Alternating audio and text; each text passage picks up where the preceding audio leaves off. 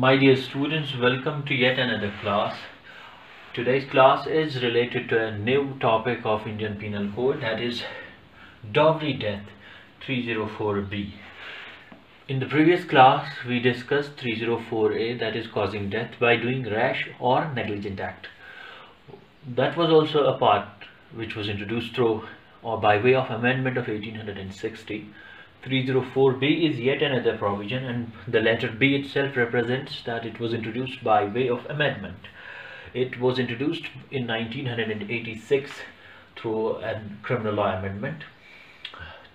तो आप ये समझ सकते हैं कि ये प्रोविजन बाद का है, और 304A इससे मुख्तलिफ इसलिए है बिकॉज ये पोस्ट इंडिपेंडेंस या वो पोस्ट कॉन्स्टिट्यूशनल इनैक्टमेंट लेजिस्लेशन है, और ये legislation this is victim identified और जेंडर बेस्ड लेजिस्लेशन, जिसमें विक्टिम सिर्फ विमेन है, और हर हाल में वो जो विक्टिम है जिसके अगेंस्ट ऑफेंस हो रहा है, you will find that the victim is always a woman. That is why the section starts with the words where the death of a woman. So before that मैं आपको थोड़ा सा एक इंट्रोडक्शन दे दूं. ये कुछ ज्योमेट्री की क्लास लगेगी थोड़ी देर के लिए. अगर आपको ये समझ में नहीं आता है या बोरिंग हो जाएगा तो फिर इस पार्ट को स्किप कर दें या इसको समझने में ज़्यादा दिमाग न लगाएं. लेकिन जिनका मैथमेटिकल बैकग्राउंड है वो इस बात को बहुत आसानी से समझ जाएंगे. देखिए, पिछले में 304A में हमने एक ट्रायंगुलर स्ट्रक्चर पढ़ा, जो मैं अगर इस तरह रिप्रेजेंट करूं कि ये एक ट्रायंगल है जो offences against the human body में कल्पेबल होमिसाइड के मैटर में है. जैसे 299 इसके एपेक्स पे है जो कल्पेबल होमिसाइड है.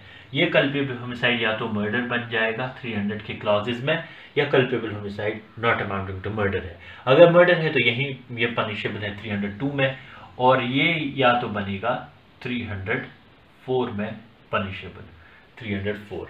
ये 304 और 302 इसमें 302 को भी इसमें डाल दीजिए. अगर आपको कैमरा में नहीं दिख रहा हो तो मैंने ये 302 लिखा और ये 304, यहाँ दो सेक्शंस लिखे. ये इस तरह के ट्रायंगल है. एक एक्ट जिसमें दूसरे इंसान को किसी इंटेंशन या मंजरिया से मार दिया और डेथ कॉज हो गई, तो वो या तो culpable homicide not amounting to murder बनेगा जो 304 में पनिशेबल है, और डेफिनेशन उसकी 300 में ही 5 क्लॉजेज हैं जो एक्सेप्शनल क्लॉजेज हैं जो culpable homicide not amounting to murder है, और 4 इसी में हैं. और पहले 4 क्लॉजेज 1 2 3 4 300 के, उन केसेस में ये केस मर्डर का बनेगा और वो बन गया तो 302 में पनिशेबल. अब ऐसा कोई एक्ट जिसमें ये कल्पेबल होमिसाइड ही नहीं है, which is falling short of culpable homicide, तो वो इस ट्रायंगल के बिल्कुल बाहर आएगा. वो 304A में फॉल करेगा. Those acts in which death of a person is caused but not amounting to culpable homicide. Those acts do not amount to culpable homicide. तो आप खुद समझ सकते हैं कि ये एक, अगर ये culpable homicide और murder माना जाए तो ये अलग है. तो 304A का जो है causing death by doing rash or negligent act, ये बिल्कुल अलग है.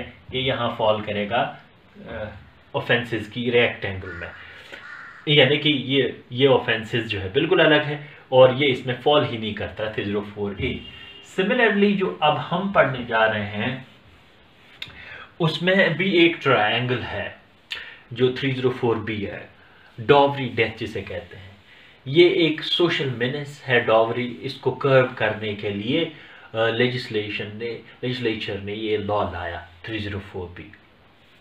अब इसको जो मैं ट्रायंगल बता रहा हूं वो इस तरह है. देखिए, एक तो है 304B itself, है ना, 304B itself, और दूसरा सेक्शन हमारे पास है 498A, यानी क्रूअल्टी और हरासमेंट की definition.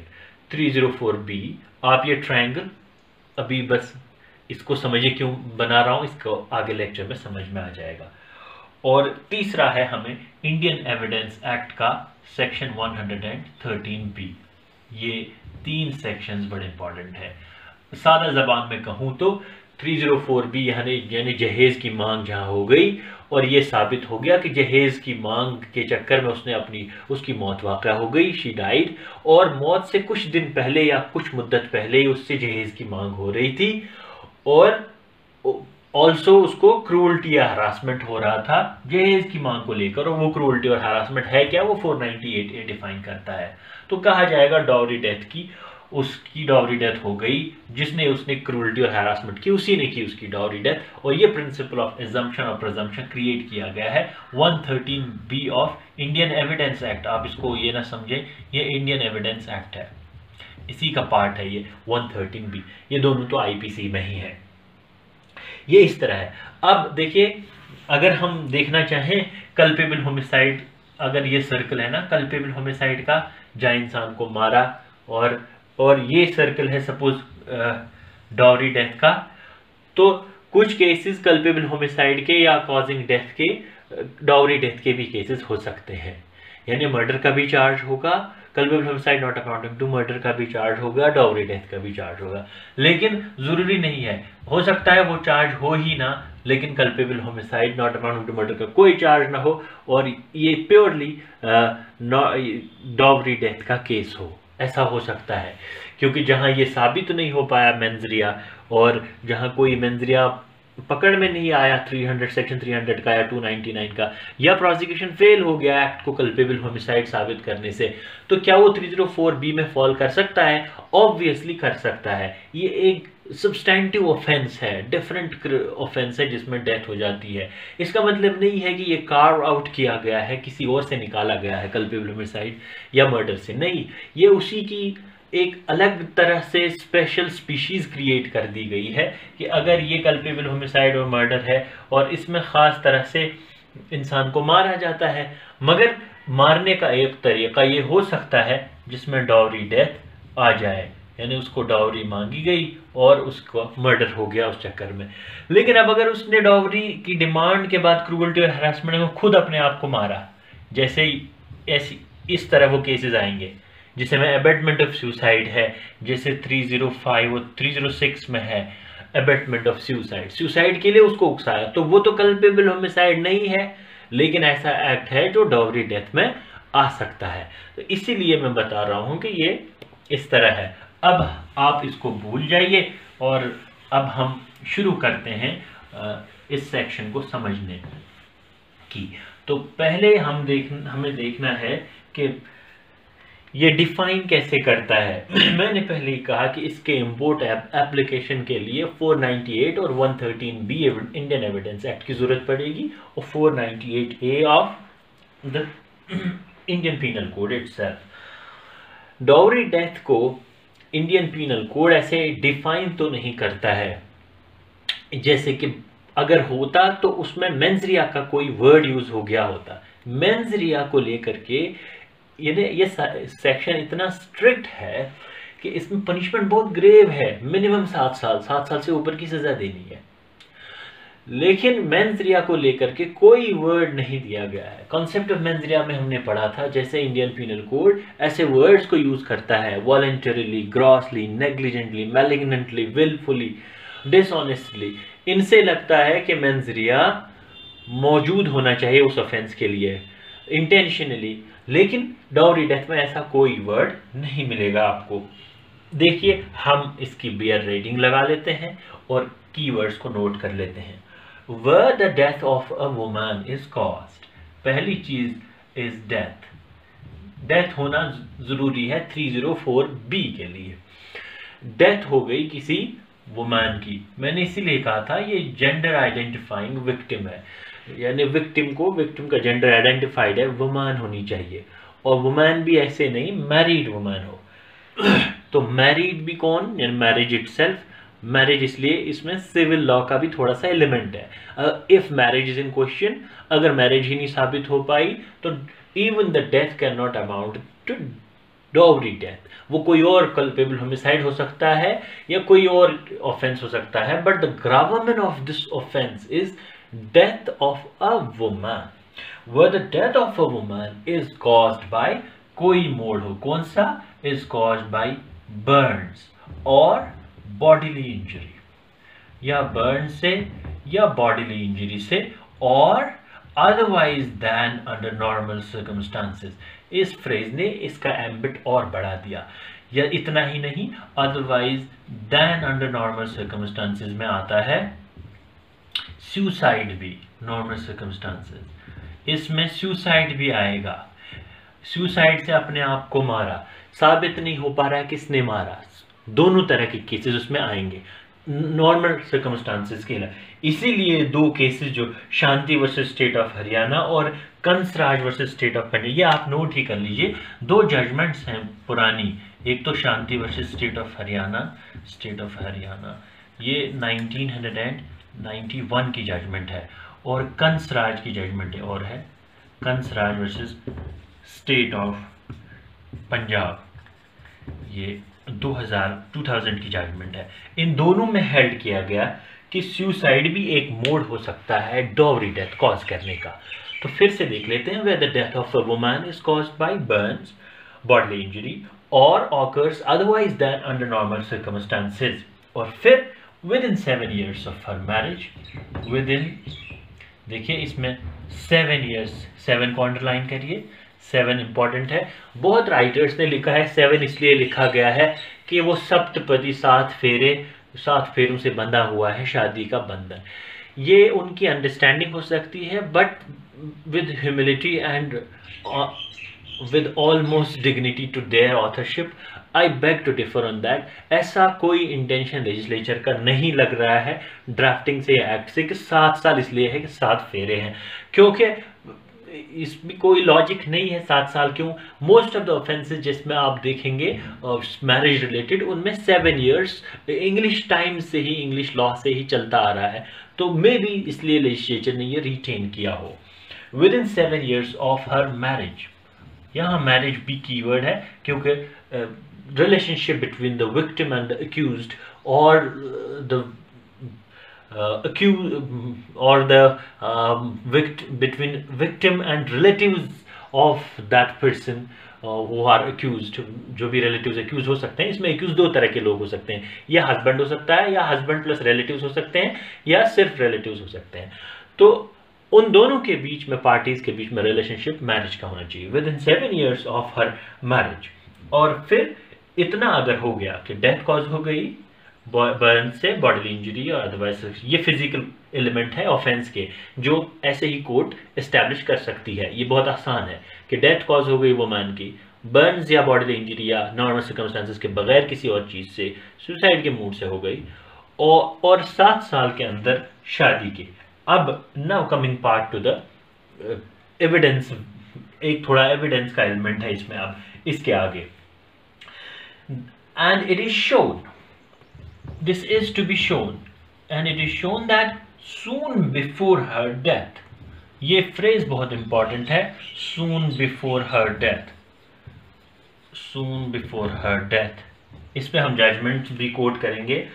soon before her death का क्या मतलब है, जिसमें जजमेंट में कोर्ट ने कहा कि there should be a perceptible nexus between the death and this demand of dowry. So it is shown that soon before her death, that woman or such woman or she was subjected to cruelty or harassment. दोनों का नहीं, cruelty and harassment नहीं है, cruelty और harassment है। दोनों में से एक चीज का उसको शिकार बनाया गया था, cruelty और harassment। Where the death of a woman is caused by burns, bodily injury or otherwise occurs that under normal circumstances and within 7 years of marriage. And it's shown that soon before her death, she was subjected to cruelty or harassment by her husband. कौन करेगा cruelty और harassment? Husband or any relative of her husband. या कोई, या जिसमें in laws आते हैं, या और कोई जॉइंट फैमिली हो तो और मेंबर्स भी आएंगे। और क्यों करें हरासमेंट और क्रूल्टी, इतना ही काफ़ी नहीं है। फॉर और in connection with demand of dowry, ये एक और इसेंशियल है कि ये क्रूल्टी और हरासमेंट अब ये साबित करना है, ये फिजिकल एलिमेंट साबित हो गए, मौत वाक़ हो गई, नॉर्मल सर्कमस्टेंसेस के बगैर किसी और हालत में हो गई, 7 साल हो गए थे शादी को, या 7 साल के अंदर अंदर ये हो गया मसला वाक़या। और ये साबित हो गया कि सून, मौत से जस्ट पहले या कुछ थोड़ी पहले, ये केस लॉ से समझेंगे सून से क्या मतलब है, शी वॉज सब्जेक्टेड टू, उसके साथ क्रूअल्टी या हरासमेंट हो रहा था। क्रूअल्टी और हरासमेंट क्या है, फिर कैसे समझेंगे उसके साथ क्रूअल्टी और हरासमेंट है। अब उसको रोज काली कलोटी कह रहे हैं सपोज, या कोई और वर्ड कह रहे हैं जिसका रिलेशनशिप डिमांड ऑफ डॉवरी से नहीं है, तो वो क्रूअल्टी हो सकता है, ये हरासमेंट हो सकता है, बट डिमांड ऑफ डॉवरी से इसका रिलेशनशिप नहीं साबित हो पा रहा। तो क्रूअल्टी और हरासमेंट साबित करना अलग चीज है, और इसको शो करना कि ये क्रूअल्टी और हरासमेंट फॉर और in connection with demand of dowry हो रहा था, ये एक अलग चीज है। ये क्रूअल्टी और हरासमेंट, इसकी मीनिंग एक्सप्लेनेशन कहता है कि 498 ए जो बता रहा है वही मीनिंग होगी, इसीलिए मैंने ट्रायंगल में बेस में 498 लिखा था। अभी उस पर चले जाएंगे हम कि 498 ए कहता है कि क्रूअल्टी और हरासमेंट को डिफाइन करता है, वो हम अभी पढ़ेंगे। तो ये डिमांड ऑफ डॉवरी के कनेक्शन में क्रूअल्टी और हरासमेंट हो रहा था रिलेटिव की तरफ से, हस्बैंड के रिलेटिव की तरफ से या हस्बैंड की तरफ से खुद। तो फिर क्या कहा जाएगा, this death shall be called dowry death. इस अगर हम गिन लेते हैं 1 2 इसेंशियल्स, ये तीसरा, ये चौथा, ये पांचवा और ये छठा, 7 भी हो सकते हैं, बल्कि 7 इयर्स है तो इसमें 7वां इसेंशियल जो मैंने यहाँ ब्रेक करके लिखा, क्रूअल्टी और हरासमेंट हस्बैंड या रिलेटिव की तरफ से, ये 7वां बन जाएगा। तो जब ये सब हो तो ऐसी डेथ को कहा जाएगा डॉवरी डेथ, और ऐसे हस्बैंड या ऐसे रिलेटिव को जिसने ये क्रूअल्टी की या हरासमेंट किया, इट शैल बी डीम्ड कि उसने ये डॉवरी डेथ की। डॉवरी डेथ डीमिंग क्लॉज है, इसलिए मैंने कहा था आपसे, इसके बाद ही 3 एसेंशियल्स को बताने के बाद मैंने कहा था ये जो बाद वाला पोर्शन है ये एविडेंस के नेचर का प्रिंसिपल है कि डीम किया जाएगा कि ये डॉवरी डेथ है, शैल बी डीम्ड कि उसने डॉवरी डेथ कॉज की। मैं इसको ब्रीफली रिपीट कर दे रहा हूँ। Where the death of a woman is caused by burns, bodily injury, or occurs otherwise under normal circumstances within 7 years of her marriage, and it is shown that soon before her marriage she was subjected to cruelty or harassment by her husband or any relative of her husband for or in connection with demand of dowry, such death shall be called dowry death. अब अगर ये dowry death हो गई, हमने bear provision देख लिया, ये sub section 1 है, इसका सब सेक्शन 2 कहता है पनिशमेंट। अब अगर डॉवरी डेथ हो गई तो सजा क्या है, इसकी पनिशमेंट तो 7 साल है, मगर बताना मुझे यहाँ ये है, इस बात को याद रखिएगा, बहुत यूनिक प्रोविजन है ये पेनाल्टी या पनिशमेंट को लेकर के। यूनिक इसलिए है कि प्रोविजन ये कहता है कि पनिशमेंट जो होगी वो होगी नॉट लेस देन 7 years। इस तरह किसी भी ऑफेंस की पनिशमेंट आपको आईपीसी में नहीं मिलेगी। पनिशमेंट अक्सर दिया होता है कि 7 साल तक होगी, 10 साल तक होगी, लेकिन यहाँ लोअर लिमिट पहले फिक्स की, नॉट लेस देन 7 years, इसलिए इसको नॉट लेस देन 7 years, 7 साल से कम सजा जज दे ही नहीं सकता, और extendable up to life imprisonment, और लाइफ इम्प्रिजनमेंट तक ये जा सकता है। तो ये इम्प्रिजनमेंट फॉर लाइफ या मिनिमम 7 साल, ये बताना था। प्यूनिटिव क्लॉज हो गया। अब हम चलते हैं इसके एक्सप्लेनेशन की तरफ। एक्सप्लेनेशन जो इसका है वो ये कहता है कि वर्ड्स क्रूअल्टी और हरासमेंट, जो 2 वर्ड्स यूज हुए इस सेक्शन में, उसकी मीनिंग वही होगी जो 498A इस आईपीसी का इसको दे देता है। इसकी मीनिंग दी हुई है 498A में, डेफिनेशन में, और वो क्या है, उसमें बहुत सारे मोड्स को रिकॉग्नाइज किया है क्रूअल्टी और हरासमेंट के, जैसे कोई विलफुल कंडक्ट, जानबूझ के ऐसा कुछ बर्ताव किया which is likely to drive a woman to commit suicide, उसको सुसाइड पे, खुदकुशी पे आमादा करे, ऐसा कोई कंडक्ट, या फिर वो अपने आप को ग्रेव इंजरी करे, डेंजर टू लाइफ और लिम्ब या हेल्थ को, अपने सेहत को नुकसान पहुंचाने के लिए, तो ये सब हरासमेंट में आता है। और दूसरा जो है वर्ड यहाँ पे डॉवर, डॉवरी हुआ है यूज, फॉर और in connection with demand with dowry. Dowry को लेकर के एक्सप्लेनेशन कहता है इसको वही मीनिंग होगी जो section 2 of dowry prohibition act, dowry prohibition act 1961 इसको देता है। 1961 का जो डॉवरी प्रोहिबिशन एक्ट है वो याद रखिए, वो डॉवरी में किसी भी डिमांड ऑफ प्रॉपर्टी, जिसमें प्रॉपर्टी भी आती है, याद रखिएगा, प्रॉपर्टी या वैल्यूएबल सिक्योरिटी। वैल्यूएबल सिक्योरिटी, ये वैल्यूएबल सिक्योरिटी क्या चीज़ होती है, ये आपको सेक्शन 30 आईपीसी का ही बता पाएगा। यानी जैसे कहा ज़मीन के कागजात दे दो, ये वैल्यूएबल सिक्योरिटी है। तो दोनों तरह की चीज़ें आ सकती हैं जो एक पार्टी मैरिज की दूसरी पार्टी से प्रॉमिस करती है।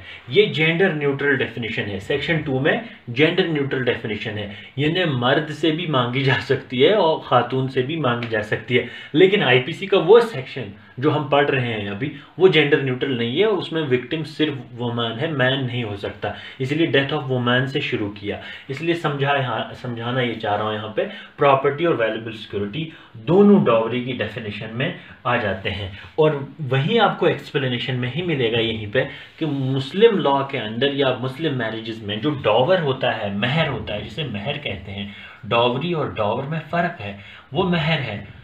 तो महर जो है उसको डॉवरी नहीं माना जाएगा। डॉवरी की डेफिनेशन में मुस्लिम पर्सनल लॉ में महर नहीं आता। अब हम चलते हैं जो हमने तीसरा सेक्शन ट्रायंगल में बनाया था 113B। वो बस अभी एविडेंस आप लोगों ने पढ़ा नहीं है ना, उसका पार्ट है, लेकिन रेफर करना ज़रूरी है।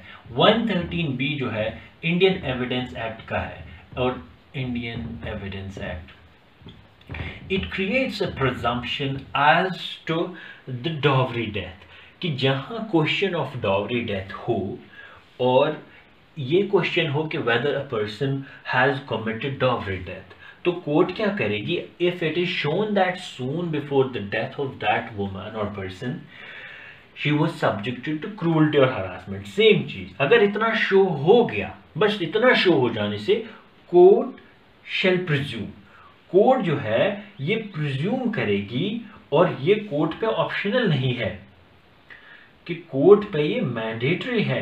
एक चीज अब यहां पे इसको रेफर करना जरूरी समझता हूं, वो ये कि एविडेंस एक्ट में कहीं आपको मे प्रिज्यूम मिलेगा और कहीं आपको शैल प्रिज्यूम मिलेगा। शैल प्रिज्यूम ऊपर वाला तो डिस्क्रिशनरी है, कोर्ट ऐसा कर भी सकती है जो प्रिज्यूम करने को कहा गया है, नहीं भी कर सकती है। शैल प्रिज्यूम मैंडेटरी है, डिस्क्रिशनरी नहीं है। यहाँ कोर्ट के पास ऑप्शन नहीं है, ऐसा करना ही पड़ेगा। तो 113B एक शैल वाला प्रिजम्पशन क्रिएट कर रहा है कि कोर्ट शैल प्रिज्यूम कि ये डॉवरी डेथ इसी पर्सन ने की है। थोड़ा सा यहाँ मैं ट्विस्ट देना चाहूँगा फ्लेवर लाने के लिए, वो ये कि क्रिमिनल लॉ का एक बेसिक प्रिंसिपल है कि इट स्टार्ट्स और the criminal trials proceed with और commence with the presumption of innocence, कि जो जिसके खिलाफ भी फौजदारी का मुकदमा होगा, कानून हमेशा उसके खिलाफ फौजदारी का कानून ऐसे चलता है, उसको मासूम यानी बेखता मान के चलता है, जब तक कि उसके खिलाफ सबूत पूरे मुकम्मल तौर से कोर्ट के सामने पेश करके ये साबित न कर दिया जाए। यही सारा क्रिमिनल लॉ का प्रिंसिपल है जिस पे बेस्ड है criminal law. Every person is presumed to be innocent until proven guilty. आप European convention for human rights जो है ना, ECHR, इसका मशहूर है ये आर्टिकल 6 क्लॉज 2, ये भी इसी प्रिंसिपल को रिकॉग्नाइज करता है। और अगर कोई भी क्रिमिनल लॉ ऐसा बनता है जो 6(2) से टकराया जाए, राइट टू फेयर ट्रायल जिसे कहते हैं, यानी कि उसको अगर पहले ही माना कि आप मुल्जिम हैं या मुजरिम हैं, आप साबित करिए आपकी गलती नहीं है, ये फेयर ट्रायल के प्रिंसिपल के खिलाफ हो जाएगा। तो अगर इसके खिलाफ कोई भी कानून बनता है तो European court of human rights उसको अनकॉन्स्टिट्यूशनल और inconsistent with the principle declare कर देता है। और इंडिया में ये प्रिंसिपल दो कैटेगोरिकली कहीं रिकॉग्नाइज नहीं हुआ है, लेकिन Selvi versus state of Karnataka में, स्टेट ऑफ कर्नाटका एक केस है 2010 का है ये, इसमें साफ रिकॉग्नाइज किया कि आर्टिकल 20 में सेल्फ इनक्रिमिनेशन में ये प्रिंसिपल जो क्लॉज 3 है उसमें ये प्रिंसिपल एम्बेडेड है कि हमारे यहाँ भी ये रिकॉग्नाइज किया है ये प्रिंसिपल कि हर इंसान बेखता है। अब फिर ये क्यों निगेट कर रहा है इस प्रिंसिपल को? इन ए वे क्रिटिक्स अगर इसको क्रिटिसाइज करें कि साहब ये प्रिंसिपल इसके निगेशन में है, किसी हद तक वो ठीक है, बट इसकी 2-3 वजह हैं। एक ये सोशल एक्सीजेंसी कि सोसाइटी इंडिया की है इस तरह प्लेस्ड है that man have continue to have upper hands in the spheres of life, और वुमेन बहुत सालों तक सप्रेस की जाती रही हैं। आज भी बहुत हॉरिफिक केसेस डॉवरी डेथ के आते हैं, और these are cases which are filled with lot of emotive sense, जिसमें बहुत दिल दहलाने वाली दास्तानें होती हैं जुल्म की और औरतों के साथ बेपनाह इस्तेहसाल की। तो कमोडिटी और कमोडिफिकेशन हो गया है उनका, तो कुछ उसका सोशल एक्सीजेंसी होना ज़रूरी है ताकि इस प्रिंसिपल को कंप्रोमाइज या कंपाउंड किया जाए, जिसकी बात अभी हो रही थी। दूसरा रीज़न ये है कि it is shown that soon before death, ये इटसेल्फ इस प्रिंसिपल को डाइल्यूट कर देता है कि हमने ऑल टुगेदर यहाँ से नहीं शुरू किया कि आप गिल्टी हैं। It was shown that soon before the death that person was subjecting her to cruelty or harassment for or in connection with demand of dowry। उसके बाद ये प्रिजम्पशन है, ये प्रिजम्पशन उसके बाद अप्लाई होता है, खुद ही कहता है ये क्लॉज कि and it is shown that soon before her death. अब चूंकि इस प्रोविजन का 498, अब आप 304B जो है ना ये और 498A ये if and only if function है, यानी ये तभी ऑपरेट हो पाएगा, ये एक ऐसी चीज है जो हमेशा इस पर रिलाई करेगी। अगर ये नहीं साबित हो पाया क्रूअल्टी और हरासमेंट, ये अप्लाई हो ही नहीं सकता 304B। तो ये एक ऐसा सेक्शन है जो हमेशा इस सेक्शन पर डिपेंड करता है। ये आप मान के चलिए कि 304B is a child of 498A, ये इसके बगैर नहीं चल पाएगा। इसलिए अगर इस पर क्रिटिसिज्म उठता है तो 498A पे भी उठता है, क्योंकि 498A और 304B दोनों कॉग्निजेबल हैं, और इसमें पुलिस यूं ही संज्ञान लेकर के अरेस्ट कर सकती है। सेक्शन 41 ऑफ CRPC जो है वो पुलिस को पावर्स देता है जब वो बिना वारंट के मैजिस्ट्रेट की अरेस्ट कर सकते हैं एक्यूज्ड को। और चूंकि ये जेंडर बाइस्ड लॉ है, अब इसको मिसयूज भी बहुत बार किया गया और किया जाता आ रहा है। इसीलिए अब हम केस लॉ के ज़रिए से इसको पहले समझेंगे और फिर हम रिसेंट केसेस पे कुछ आएंगे। फॉर द फर्स्ट टाइम इसकी कॉन्स्टिट्यूशनल वैलिडिटी 498A की चैलेंज हो गई थी एक केस में, जिसका नाम है सुशील कुमार। ये वो सुशील कुमार नहीं है जिन्होंने KBC में 5 करोड़ जीते थे, ये Sushil Kumar versus union of India 2005 का केस है। इसमें 498A को कॉन्स्टिट्यूशनल वैलिडिटी चैलेंज की गई कि ये कॉन्स्टिट्यूशन के आर्टिकल 14 और अदर आर्टिकल्स के खिलाफ है, क्योंकि ये औरतों के फेवर में है और मर्दों के खिलाफ है, औरतें इसका गलत इस्तेमाल भी कर सकती हैं। सिंस आप जानते हैं, और ये बता दूं आपसे शेयर करूं कि कॉन्स्टिट्यूशनल लॉ का एक प्रिंसिपल है, प्रिंसिपल ऑफ डेटेन्यू जिसे कहते हैं, जिसमें ये रिकग्नाइज किया गया है, वेल सेटल्ड लॉ है कि सिर्फ इस वजह से एक प्रोविजन और एक लॉ अनकॉन्स्टिट्यूशनल नहीं हो सकता that it can be misused. क्योंकि ये मिसयूज होता है तो कोर्ट ने इसकी कॉन्स्टिट्यूशनल वैलिडिटी अपहोल्ड करके कहा कि ये तो वेल सेटल्ड है कि ये जो लॉ है 498A, इट इज एक्चुअली, इसमें प्रोबेबल पॉसिबिलिटी है that women can misuse it to inject legal terrorism. And court ने, मुझे याद है इस जजमेंट में, legal terrorism can be unleashed, इस तरह के वर्ड्स यूज हुए थे, legal terrorism can be unleashed. तो ऐसा कोर्ट ने खुद ही एडमिट किया कि legal terrorism can be unleashed, but court said that it is actually a shield and not an Assassin's weapon. ये कोर्ट ने कहा था it's a shield and not an Assassin's weapon. ये तो इसको अपहोल्ड किया गया। लेकिन बाद की जजमेंट्स में, जैसे प्रीति गुप्ता की जजमेंट जो है, जिसमें दलवीर भंडारी साहब थे, Preeti Gupta versus state of Jharkhand, Preeti Gupta versus state of Jharkhand, ये 2010 की जजमेंट है। वो 2005 की थी, और 2005 पता नहीं साल ही ऐसा अजीब था, उस साल इतनी ज़्यादा जजमेंट्स आई डॉवरी डेथ के केसेस में सुप्रीम कोर्ट की तरफ से, और बहुत सारी, लग रहा उस साल सिर्फ जो है सारे हस्बैंड्स का दिमाग फिर गया था। तो Preeti Gupta versus state of Jharkhand 2010, इसमें दलवीर भंडारी की जजमेंट है। ये दलवीर भंडारी वही हैं जो सुप्रीम कोर्ट के जज थे, अब है नहीं, अब ये ICJ में है इस time, international court of justice में। तो इन्होंने रेकमेंड किया यहाँ पे 498A को, फिर चैलेंज नहीं किया गया, लेकिन कंसिडर करते हुए ये कहा गया कि इसका मिसयूज़ होता है इस प्रोविजन का, तो स्टेट को इस पे बाकायदा कुछ लेजिस्लेचर को चेंजेस लानी चाहिए थी इस लॉ में। तो इसके बाद इस पे लेजिस्लेचर ने एक कमेटी भी बनाई थी, भगत सिंह कोश्यारी कमेटी। फिर उसका क्या हुआ खुदा ही जाने, क्योंकि दैट कमेटी ने रेकमेंड किया था प्रोबेबली कि ये ऑफेंस को कॉग्निजेबल कंपाउंडेबल बनाना चाहिए, ताकि पार्टीज कॉम्प्रोमाइज़ भी करना चाहें। 498A की बात हो रही है, ये 304B की बात नहीं हो रही है। तो लेकिन that recommendation has not seen the light of day until now.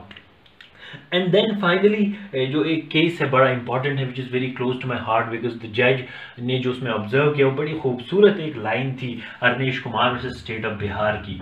Arnesh Kumar versus state of Bihar,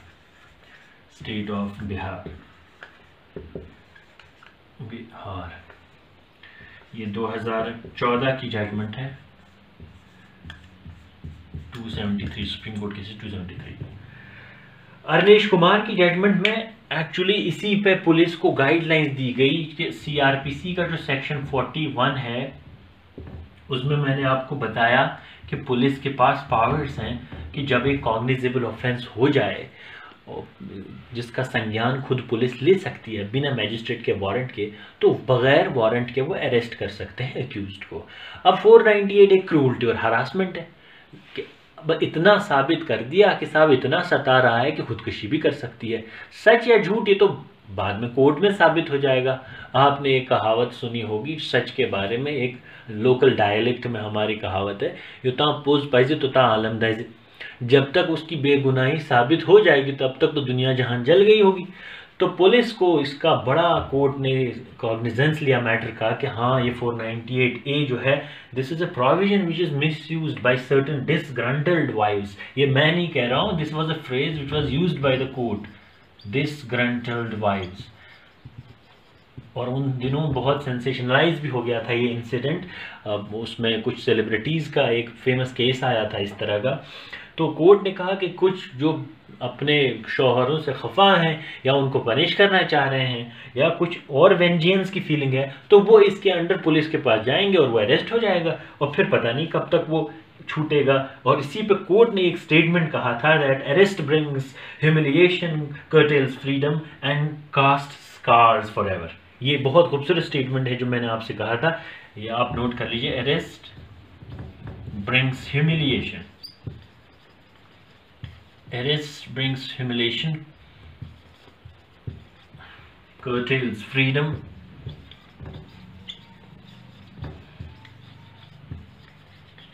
and casts scars forever।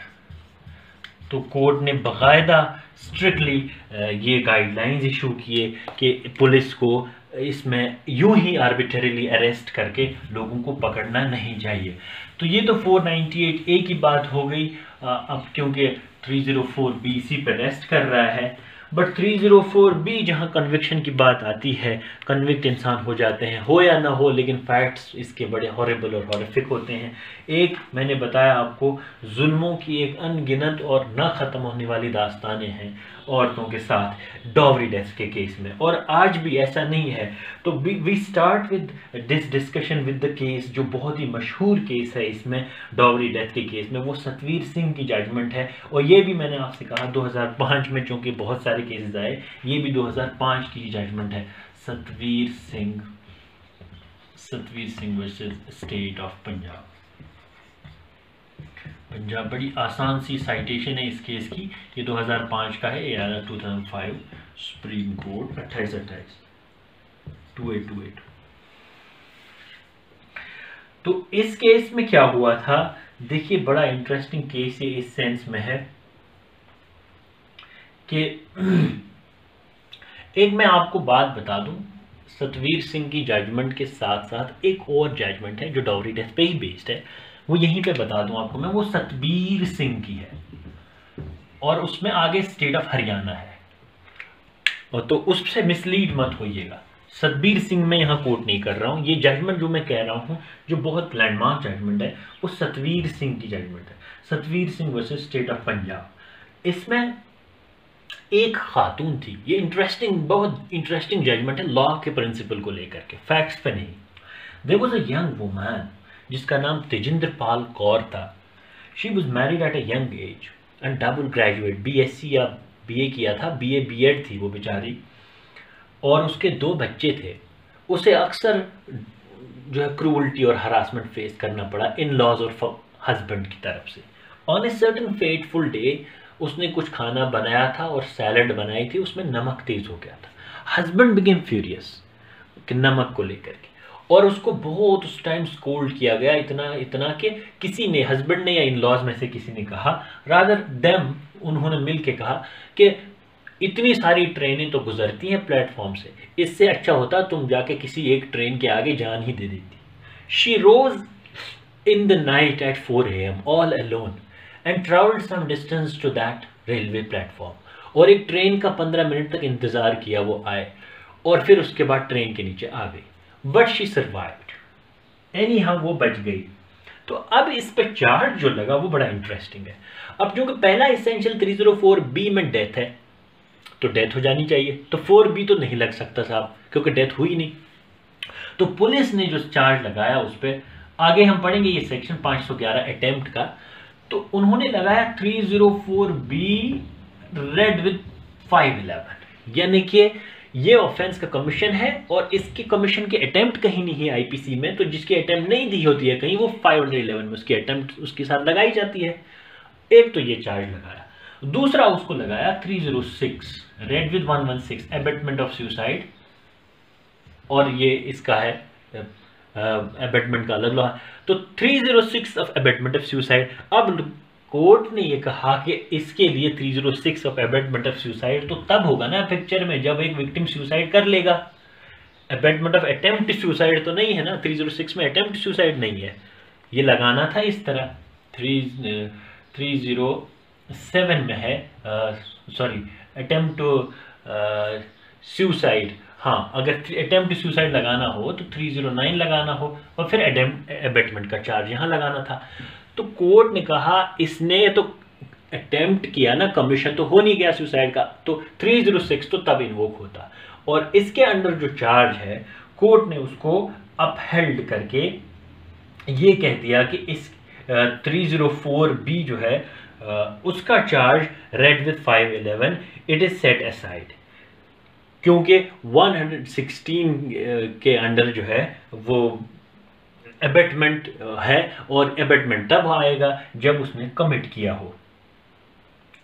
अच्छा, इसी तरह जो है कोर्ट ने फिर इसमें जो ऑब्जर्वेशन है वो इंपॉर्टेंट है, वो ये कि कोर्ट ने ये ऑब्जर्व किया कि there should be a perceptible nexus, जो मैंने आपसे कहा था, perceptible nexus between demand of dowry and death.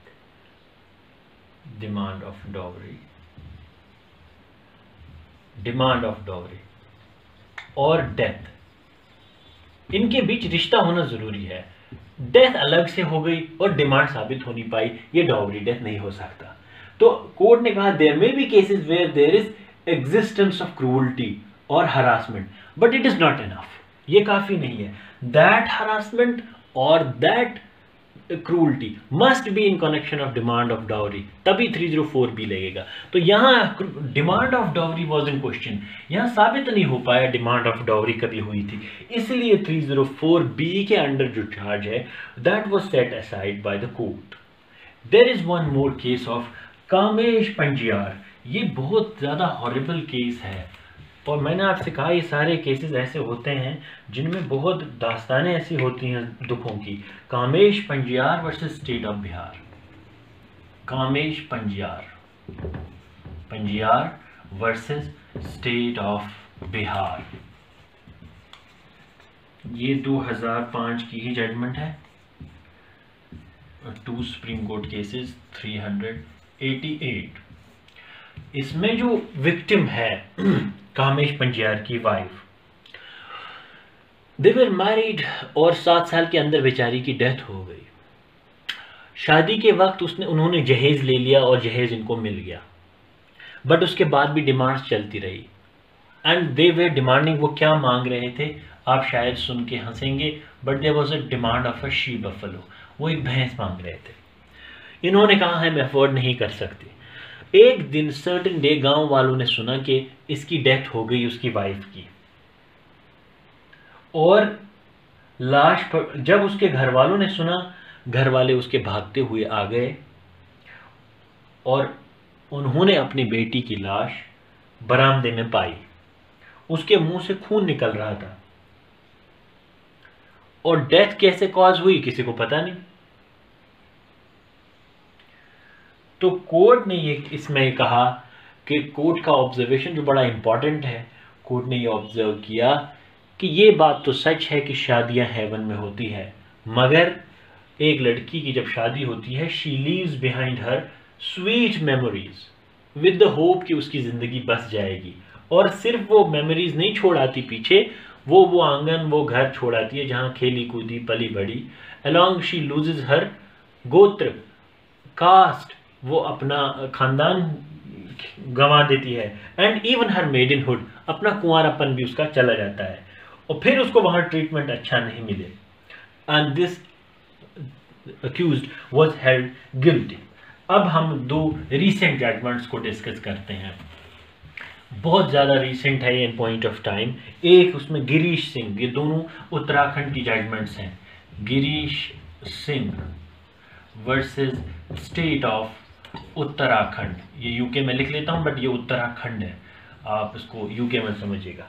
ये स्टेट ऑफ उत्तराखंड है। ये 2019 की जजमेंट है, जुलाई 2019 में डिसाइड हुई है। जब लॉकडाउन खुलेगा तो AIR से कंसल्ट करके साइटेशन देख लेंगे। तो इसमें भी क्या हुआ कि जो डिसीज्ड वुमन एक थी, उसने अपने आप को जला के केरोसिन से मार दिया। And before her death she was subject to cruelty और हरासमेंट और anything, but demand of dowry was in question. वो साबित नहीं हो पाया, बट इट वाज प्रूव्ड कि उसको सेक्सुअल फेवर्स मांगे फादर इन लॉ ने एंड सप्लाई ऑफ लिक्वर। तो इस केस में कोर्ट ने ये पाया कि डाउरी डेथ नहीं है। चार्जेस अंडर 304B वर सेट असाइड। 304B के चार्जेस सेट असाइड किए गए।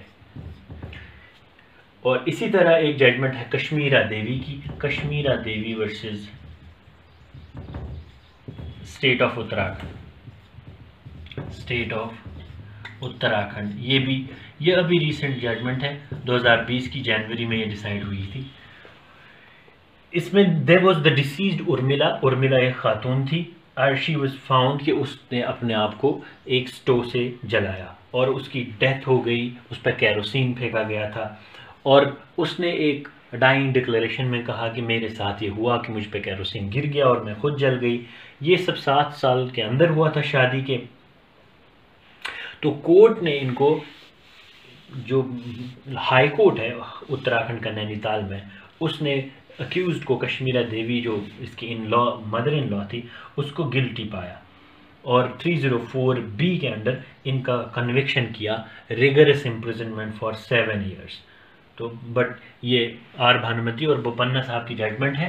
तो जब सुप्रीम कोर्ट में बाय वे ऑफ अपील वो आए, कन्विक्शन तो अपहेल्ड किया गया, लेकिन जो रिगरस इम्प्रिजनमेंट फॉर 7 years है उस चार्ज को ऑल्टर कर दिया। बाकी कन्विक्शन वाज अपहेल्ड और पनिशमेंट को चेंज कर दिया, कोर्ट ने ऑल्टर कर दिया। That concludes the part of dowry death. Take care of yourself, have a nice time.